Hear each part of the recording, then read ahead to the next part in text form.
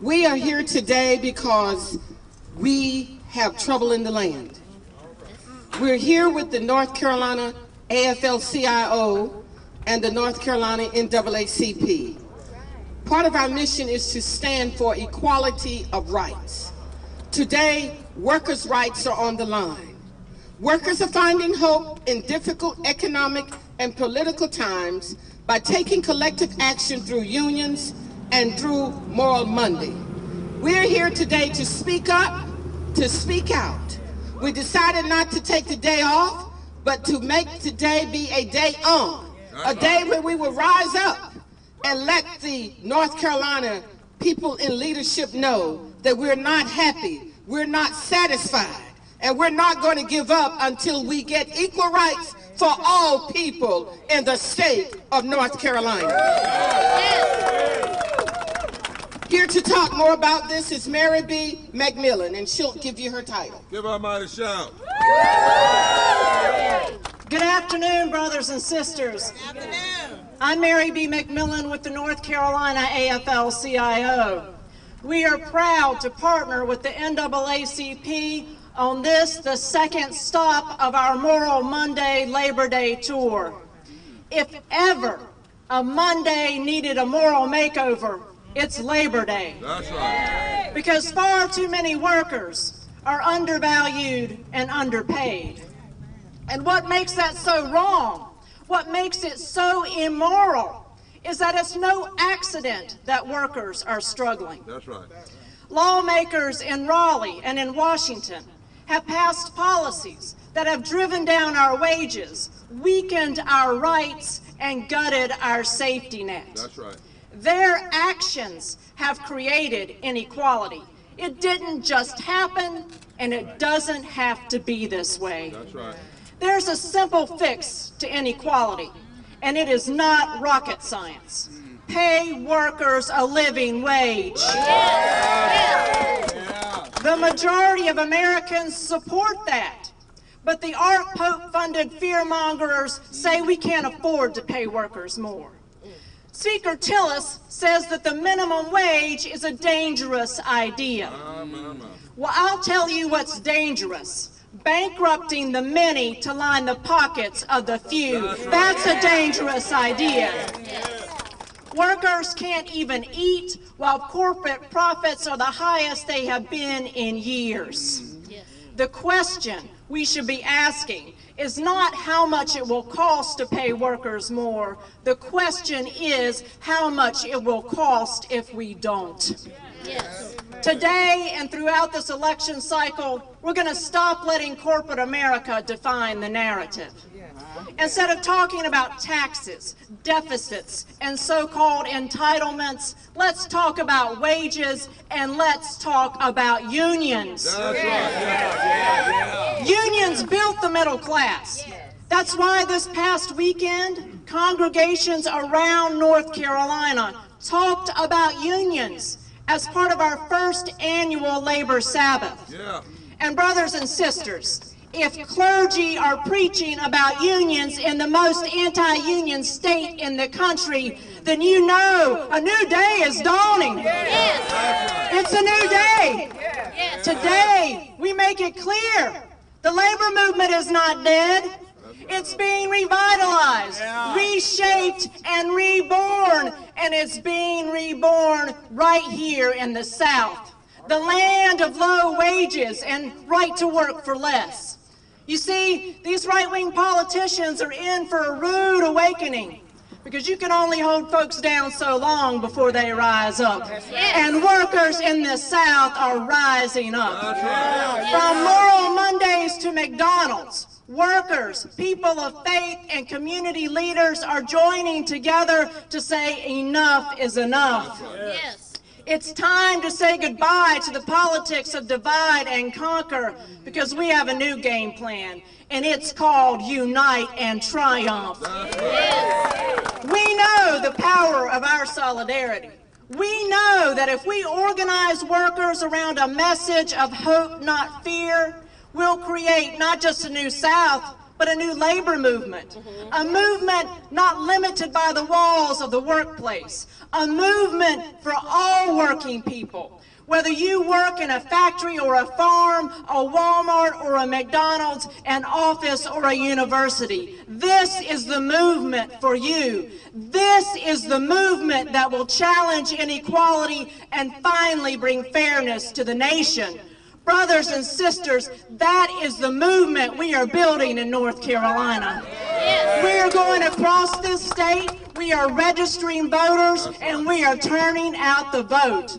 There will be a moral march to the polls, and we're going to keep on marching. We will not rest, we will not be quiet, and we will not stop until there are good jobs and living wages for all workers. Forward together, Not one step back. forward together. Not one step back.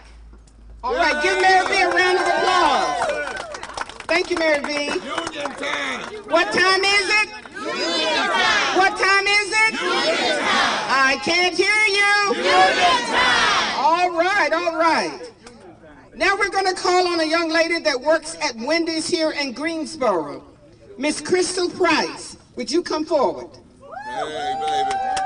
Speak, baby. Give it up for Crystal. I don't know if I can say anything good after that Yes, you speech. can. Yes, you can. Hey, I'm Crystal Price.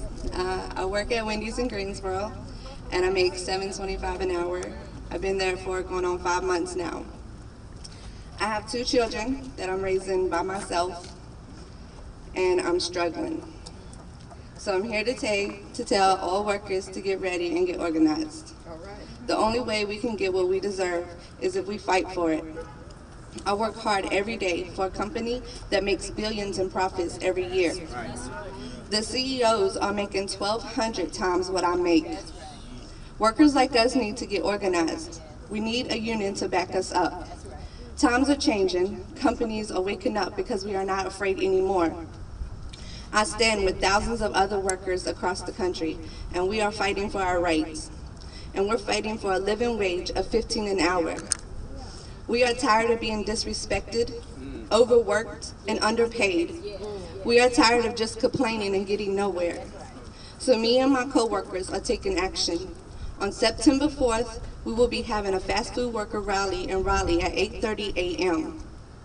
We are inviting all other workers and community members to stand up for our families and our future, because I truly believe that we will win. All right. All right. Thank you, Crystal. All right, next we have Kimberly Tidlebomb of Thomasville. She is a member of Working America. Give her a hand. Thank you. Yes, I am Kimberly Tidlebomb. I am a proud member of Working America. And I'd just like to tell you a few things that my many years in the workforce have taught me. 30 years ago, the middle class was strong, and so was our economy. The rise of a strong and healthy middle class was largely due to the efforts of unified workers who demanded and won safe working conditions and salaries which helped create a vigorous economy. It's the middle class, the ones that after the bills are paid have a little bit of money to spend, that drive a healthy economy. But now our middle class is shrinking, and the gap between the poor and the wealthy is growing. Yeah, that gap is growing, but our economy isn't. When the middle class dwindles, locally owned stores and businesses go under. Have you seen that happen? Yeah, I have. I live in Thomasville. A couple of years ago, Thomasville Furniture and the feeder industries employed thousands, and Thomasville and all the surrounding communities were thriving. Then, what happened? The jobs went overseas. The factories closed, and now Thomasville is struggling. I invite you, drive down to Thomasville, drive down Main Street and see all the empty storefronts. When locally owned businesses fail because there's not a middle class who can afford to patronize them, what happens? They lay off their employees. Those employees have to scramble for work, and often they take minimum wage jobs. But here's the thing, they can't live off those. When people with a family are making minimum wage, they fall beneath the poverty line, and they need WIC, food stamps, and other forms of public assistance. when companies do not pay a living wage, it's the American taxpayer that has to step up and make the difference. But if the minimum wage was increased, the economy would improve faster because the people would have more money to flow from their pockets back into their communities. That's right. Those Main Street businesses would begin to flourish and hire again. That's right. Our regional and national economies would begin to grow again. Yes. And tax dollars formerly spent on public assistance could go back to help our infrastructure and make our schools something that we could be proud of again. Yes, yes. I wish that forward thinking and good sense would inspire the powers to be to make this happen. But unfortunately, a lot of people will not do the right thing until they are forced to. Mercy. So you, me, all of us here, and all of us that we can find to tell have got to take action. We have to use our collective voices. We have to inform ourselves which of our elected officials are voting to help us and which are choosing to use their vote to serve other masters. My God. We have got to write letters. We have to call. We have to send emails to those elected officials and let them know that we are watching. That's right. We have to let them know that we hold them accountable. And friends, the third thing we have to do is vote in every single election. Right. There is no such thing as an unimportant election. That's right. It is the election with low voter turnouts where the puppets of special interest win the day. And finally, we can volunteer, all of us. We can take action to carry the message to everyone we see, to rouse them from their complacency and enable them to join with us. Each one of us has but one voice. Each one of us has but one vote. But when we gather together, it's like our votes and our voices are amplified. Yeah. Together we are powerful. That's right. Together we can make ourselves heard. Yeah. We can make ourselves heard here in Greensboro. Yeah. We can make ourselves heard in Raleigh. Yeah. And friends, we can make ourselves heard all the way to Washington, D.C. Yeah. Thank you, Kimberly. Powerful speakers today. Mary B. McMillan, Crystal Price, Kimberly Tidlebomb. They're not just talking. They want you to listen and take action. So what are we going to do? We're going to take action. Take action. Take action. And vote. And vote. That's right. And get someone else to vote. That's right. There's power in your vote. Absolutely. All right, at this time, we're going to bring on the Reverend T. Anthony Spearman. Give him a hand as he comes. Good afternoon, Greensboro. I am the third vice president of the North Carolina NAACP and the pastor of the St. Philip African Methodist Episcopal Zion Church right here in Greensboro, North Carolina. We have come with glad hearts today to receive the Forward Together Labor Day Caravan and the North Carolina ALF-CIO as they press their way to the Charlotte Labor Day Moral Movement. Many people who reap the benefits of this holiday, traditionally celebrated on the first Monday of September, do not know, and in some cases do not even care to know, the history of how the holiday came into being. Let us continue to pray for them. This is a day for celebrating the efforts of workers, past and present, that have helped provide the social, political, and economic background of this country. Born out of a movement beginning around 1882, when workers sought better working conditions, fairer wages, and union representation. Yet I'm reminded of some workers who predate that movement back around 1867. That's right. These were skilled and highly trained workers, recently freed from slavery, who in a polished way stepped onto rail cars owned by an industrialist named George Pullman. Those valiant workers, known as Pullman porters, provided superior quality care to scores of travelers. Yet in turn, they were savagely treated like animals on their way to be slaughtered. They needed protections from wage theft. They needed policies that would ensure safe workplaces and fair treatment. And they needed to be treated with dignity.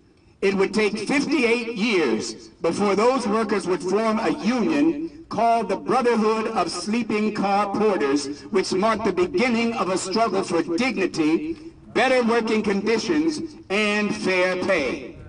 Some say this was the first momentous step toward the civil rights movement.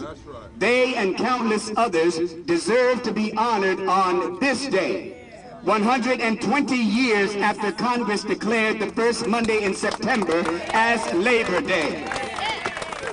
When we still find ourselves fighting tirelessly for living wages and dignity for workers, and to change policies that prevent those with criminal convictions from finding employment and housing. Make no mistake about it.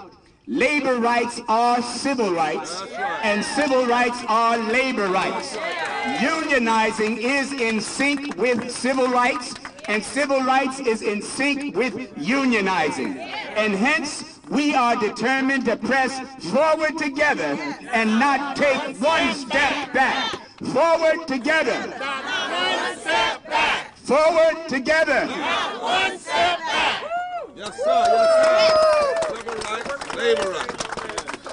When I say, what do you want, you say labor rights. What do you want? Labor rights. What do you want? Labor rights. What do you want? Labor rights. I can't hear you. What do you want? Labor rights. What do you want? Labor rights. All right, all right. Your work ain't in vain, young lady.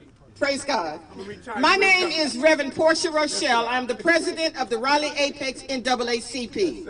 It is an honor and a privilege to introduce our next speaker, the Reverend Dr. William J. Barber II, the president of the North Carolina State Conference of the NAACP. Give him a round of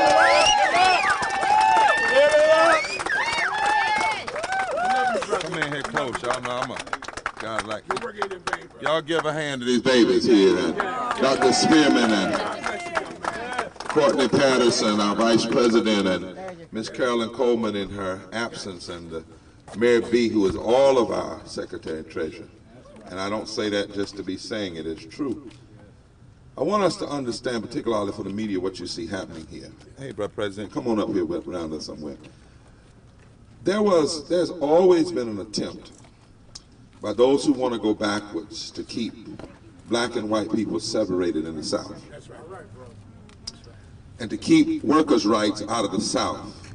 1959, when this state passed, an all-white legislature that passed a law saying that public service workers could not unionize, engage in collective bargaining, it was because in 1958, you had just had the desegregation of public transportation in Montgomery.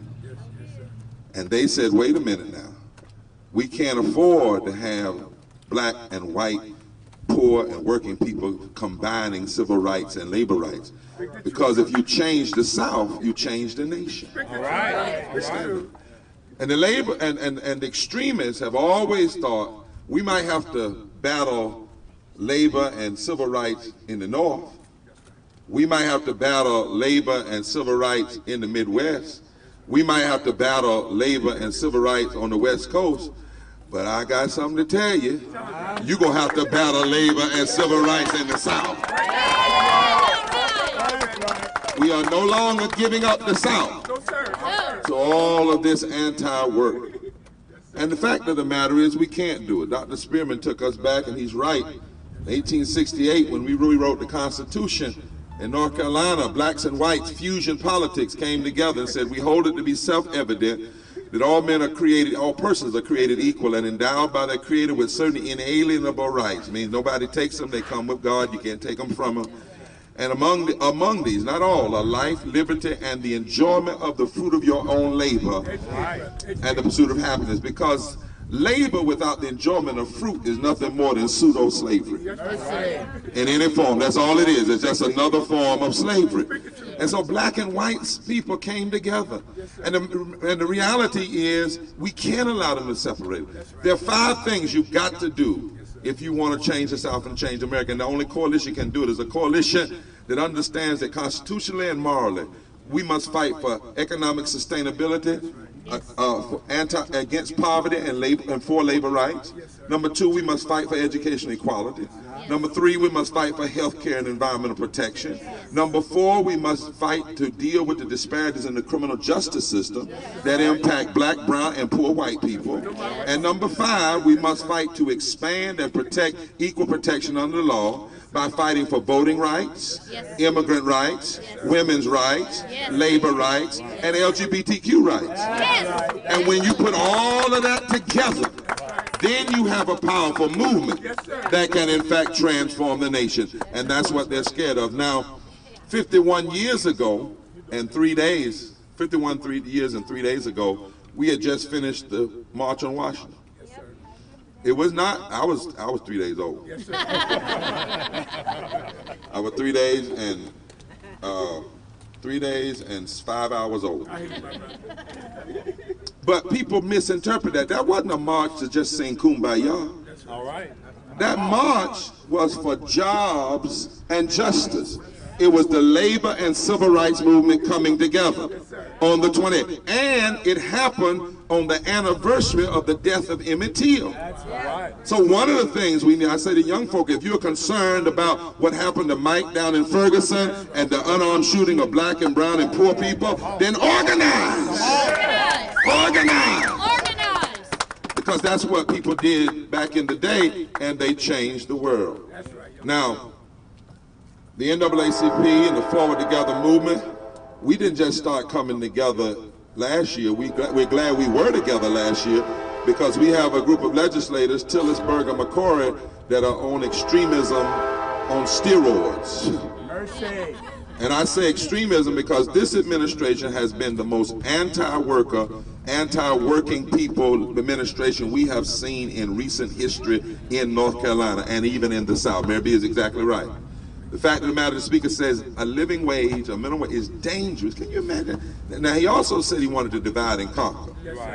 That comes out of the old white Southern strategy. We know that. We know where it comes from. But he said dangerous. No, what's dangerous is somebody who's trying to get another job and trying to make some more money in another job when they have messed up in the job they have. That's what he's trying to do. He's trying to go to the Senate, but he's already messed up in the job he had. How do I know he messed up? Well, the reality is, very quickly, is that what they're doing is not republicanism. I've been real strong on this, Dr. Spearman. I don't like to miscall folk out their name. My mama said don't call people out their name. So I can't call Tillis a Republican. I just can't. I can't. My granddaddy was a Republican. I just can't. I just can't. And then Teddy Roosevelt was a Republican. And Teddy Roosevelt believed in finance reform and challenging money in politics. He believed in health care, environmental protection, public education, and labor rights, and a living wage. And he said those were the moral pillars of politics. He was a Republican. I don't hear McBurger and McCory until it's talking like that. And then I think Eisenhower, am I right? In the history, was Eisenhower a Republican? Oh, yes. He was 1950 something. I think he's the guy that appointed the Chief Justice Warren. And Chief Justice Warren was over the Warren Court that gave us the victory in Brown. Am I right about that? And he was a Republican. Now, he wrote to his brother as a Republican. He said to his brother Edgar, in 1954, and he said, should any, this is Eisenhower, not me now, should any political party attempt to abolish Social Security, unemployment insurance, no, Tillis and Berger did that. But this is what the Republicans said. Any political party that would attempt to abolish Social Security, unemployment insurance, eliminate labor laws, and farm program, you would not hear of that party again in political history. Mercy. Then he said, then he told his brother, he said, now, there is a tiny splinter group, of course, that believes you can do these. Among them are H.L. Hunt and a few other Texas oil millionaires, and if it was 2014, he would have named McCory and Berger and Tillis and He said, and there's an occasional businessman who wants to do this. He said, now Eisenhower said this. He said, but their number is negligible and they are stupid. Now, media, hold it, media. Y'all gonna say I said that. I said Eisenhower, a Republican.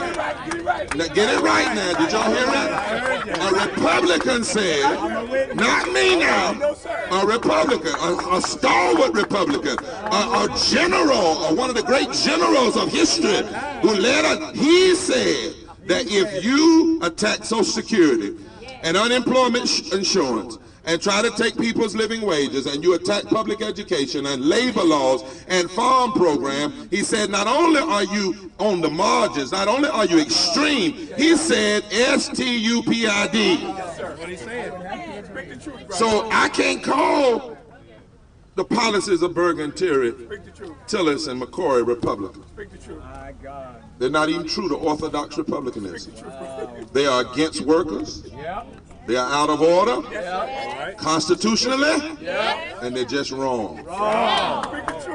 When they take unemployment, when they take earned income tax credit for 900,000 people, so they could give 23 families, wealthiest families, a tax break. George Bush supported earned income tax credit. Ronald Reagan supported earned income tax credit. George Bush, second time, supported earned income tax credit. President Obama supported earned income tax credit. When they cut Medicaid expansion, John Kasich, a Republican, accepted Medicaid expansion and said that when his party denies Medicaid expansion, they are attacking working people and the poor. Right. Where's Crystal? She had to probably sit down. When Crystal sat in Tom Tillis' office, y'all ought to talk to her meeting, 12 hours, he wouldn't meet with her.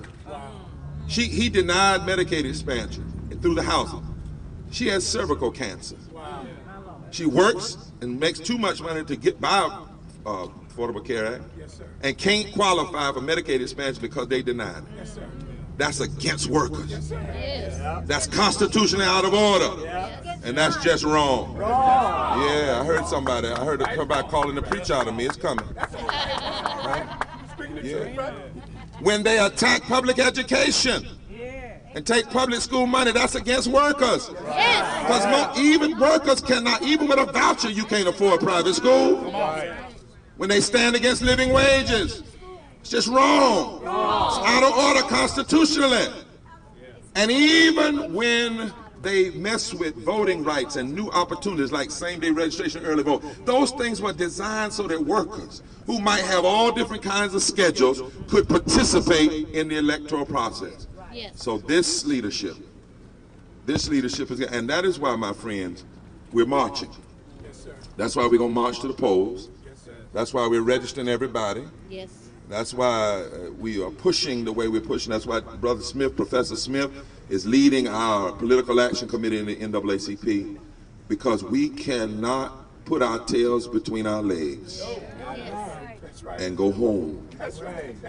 Labor people and civil rights died for this country to be what it is.